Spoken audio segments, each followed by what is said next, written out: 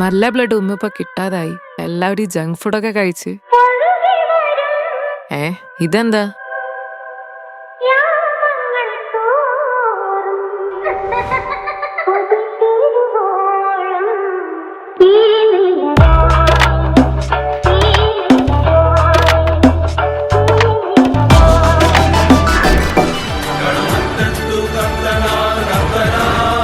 എന്താ നീലി പരിപാടി? നാളെ ബ്ലഡ് ബാങ്കിൽ ഒരു ഇന്റർവ്യൂ ഉണ്ട്. CV പ്രിന്റ് ചെയ്യുക.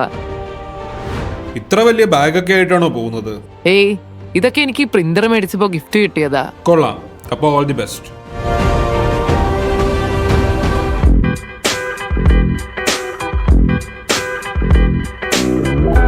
ബ്ലഡ് എടുത്ത് മുൻപരിചയം എന്തെങ്കിലും ഉണ്ടോ?